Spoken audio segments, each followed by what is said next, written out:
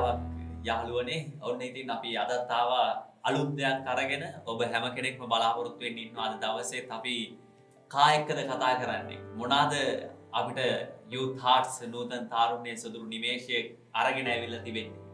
ඉතින් ඔබ ගොඩ දෙනෙක් දන්න ජාල කල්වර දේවස්ථානයේ කාලයක් තිස්සේ සේවය කරා වූ තරුණ තරුණයන්ට උපස්ථාන කළා වූ නායකත්වයේ යෙදුණා වූ සහෝදරයන් දෙදෙනෙක් සමග තමයි අපි කතා කරන්න යන්නේ. අපිට කියන්න පුළුවන් මේ දෙන්නට ඉතාමත් සමීප සුහද සම්බන්ධතාවයක් තියෙන නිසා ඔබ විවිධ ආකාරයෙන් හඳුන්වයි. යාඩියට මූඩිය කියන්නත් පුළුවන්. ඉතින් දෙන්න මේ වගේ සෙට් වෙලා ඉන්න කිරිපැණි වගේ හොඳ යාළුවෝ දෙන්නේ.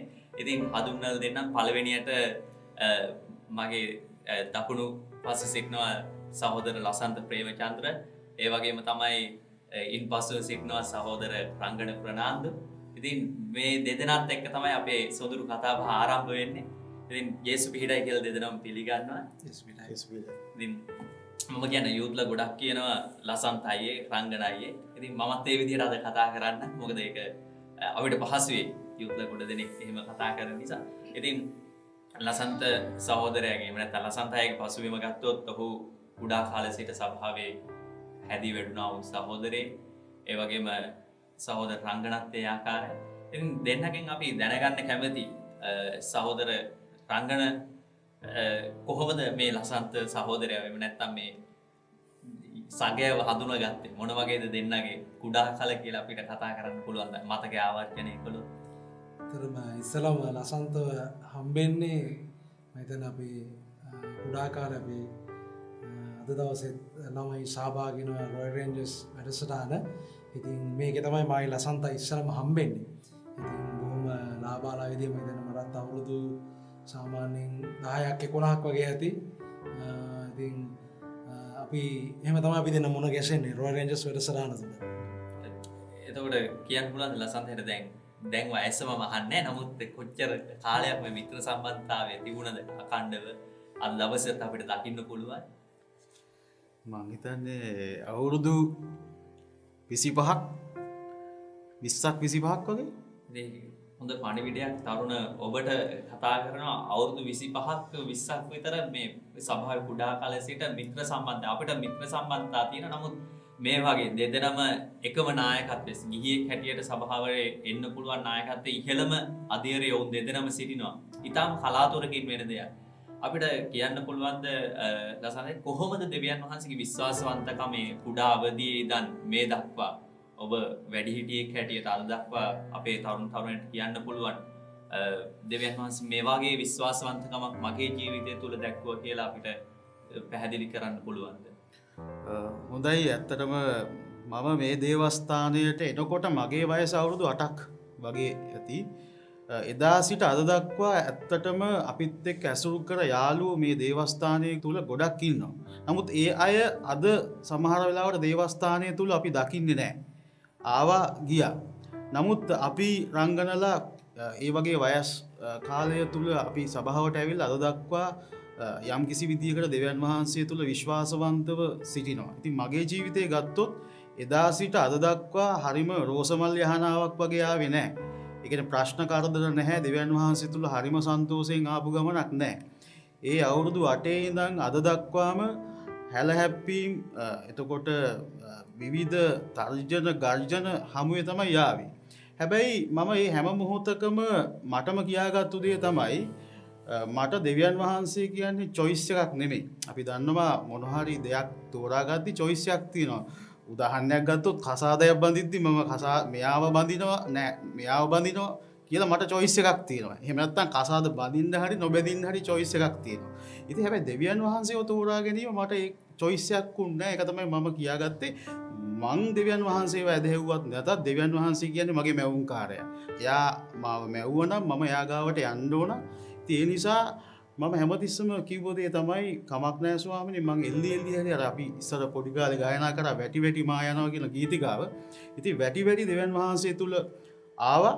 තව එක රහසක් තමයි මොන හරි සේවාවල අපි නිරත වුණා. කුඩා කාලේ රංගනිකව රොයල් රේන්ජර්ස් සේවය, අපි ටිකක් ලොකු වෙද්දි තරුණ සේවය, ඊට පස්සේ විවිධ සේවා තුල නිරත වුණා. හැබැයි නිරත වීම තුල අපිට යම් කිසි විදියකට අපි වට ආරක්ෂාවක් ගොඩ නැගුණ මොකද සභාවේ අය ඉන්නවා සභාවේ නායකයෝ ඉන්නවා එතකොට අපි තවත් කණ්ඩායමට ආදර්ශයක් සපයලා අපි අනුගමනය කරන අපි පිටිපස්සෙන් එන්නව මල්ලිලා නංගිලා ඉන්නවා ඒ නිසාම ඒක ලොකුම පලියක් වුණා දෙවියන් වහන්සේ තුළ යම් විශ්වාසවන්තකමකට එන්න.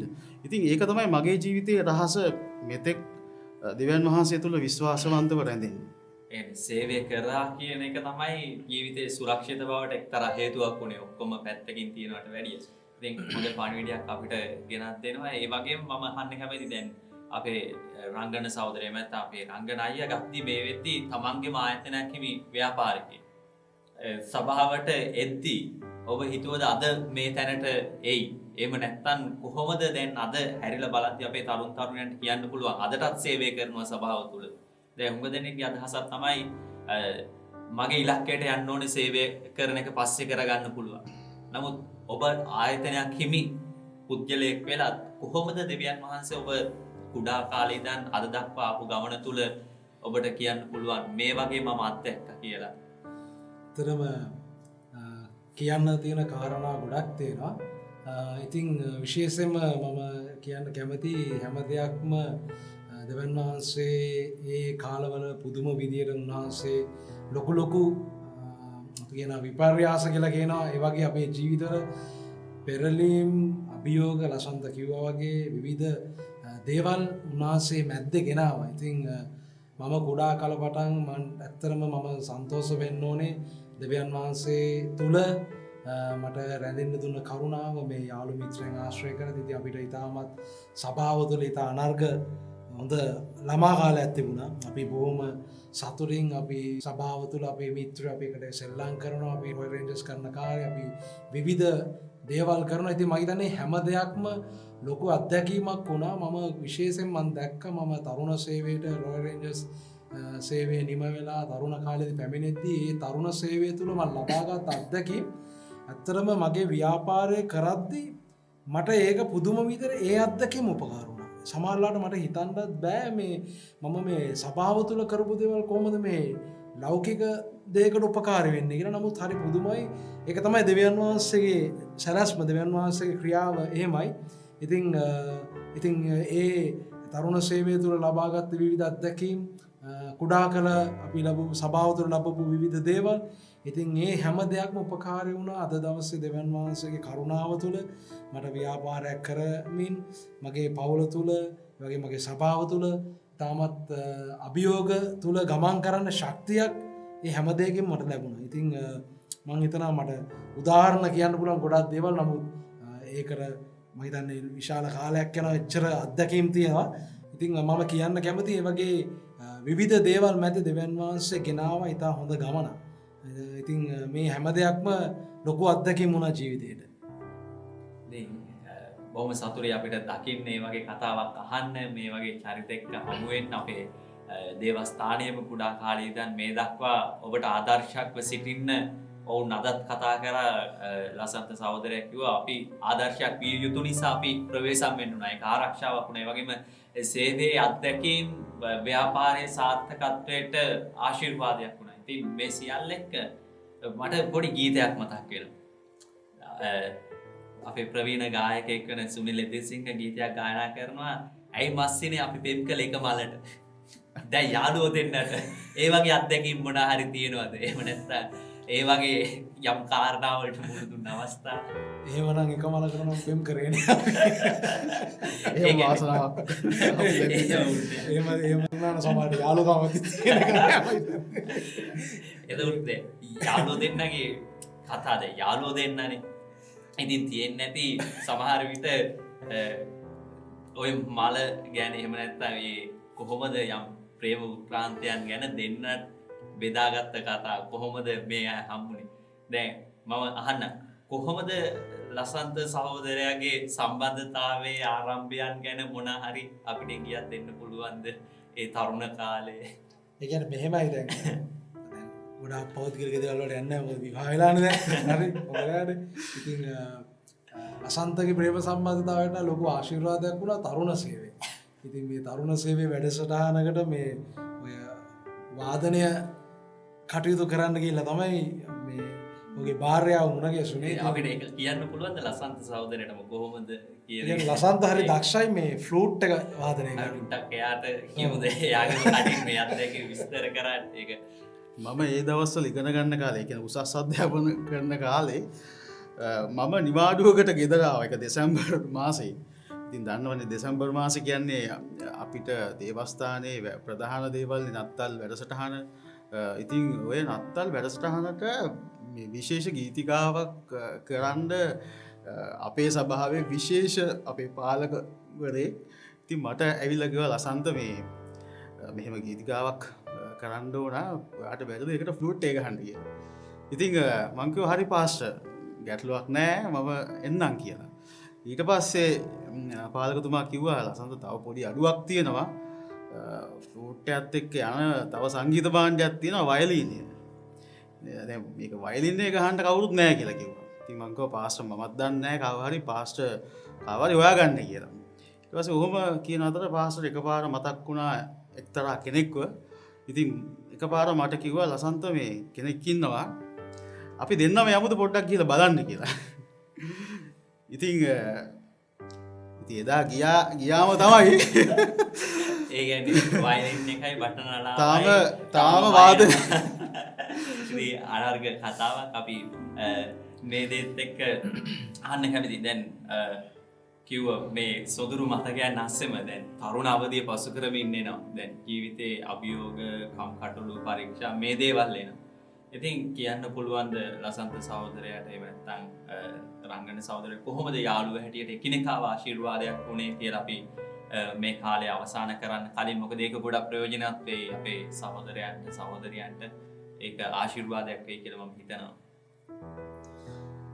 ඇත්තටම මේ අපි දෙන්නගේ සමේ සහෝදරකම් තුළ මිත්‍රත්වය තුළ ගොඩක් වෙලාට මමත් ලසන්තත් ඇත්තටම සමහරලාට ගොඩක් ප්‍රශ්න අභියෝග බෙදා ගන්නවා. ලසන්ත මට සමහරලාට ගොඩක් උපදෙස් දීලා දෙනවා යම් කාරණාවල. ඇත්තට පෞද්ගලික දේවල් පවා මට උපදෙස් දීලා තියෙනවා මට හොඳට මතකයි. ඉතින් මම ඔහු සමග බෙදා ගන්න ඇත්තටම අපේ ඒ කියන්නේ අවශ්‍යතාවයන් උනා පවා ඒක අපි දෙන්න සමහරලාට කතා කරනවා මට ලසන්ත උපකාර කරපු අවස්ථා දෙනවා. ඉතින් ඒ වගේ හොඳ සම්බන්ධතාවයක් අපේ තියෙනවා. ඉතින් මම හිතන්නේ දෙවියන් වහන්සේ තුල උන්වහන්සේගේ වචනේත් කියනවානේ සහෝදරයන් ගැන සහෝදරයන් එකට එක්ක වාසය කිරීම කොච්චර අගනාදයක්ද. මම හිතනවා සභාව තුල අපිට පුළුවන් නම් දෙවියන් වහන්සේ තුල මිත්‍රත්වය තබා ගන්න අතර එකිනෙකාට උපකාරයක් එකිනෙකාට ධෛර්යමත් කිරීමක් එකිනෙකාට අවවාදයක් දෙන්න පුළුවන් තැනකට මිත්‍රත්වයක් තියෙනවා නම් ඒක දෙවියන් වහන්සේ තුල මම හිතන්නේ හොඳ කාරණයක්. ඒක තව කෙනෙක්ට ආශිර්වාදයක් වෙන එක. ඒ වගේම මාත්‍යමක් කියනවා නම් විශේෂයෙන්ම රංගන කිව්වා වගේ අපි කතා කරනවා ඒ වගේම මට රංගනගේ ජීවිතේ ගොඩක් ආශිර්වාදයක් වුණේ රංගන නොකිව්වට රංගනට මම හිතන්නේ මෑත කාලේ ගොඩක් ප්‍රශ්න ආවා විශේෂයෙන්ම ඔබ දන්නවා ව්‍යාපාරිකයෙක් විදිහට තියෙන ප්‍රශ්න ඒ වගේම පවුල තුලත් යම් විශේෂ අභියෝග කීපයකට මුහුණ දෙන්න ලැබුණා.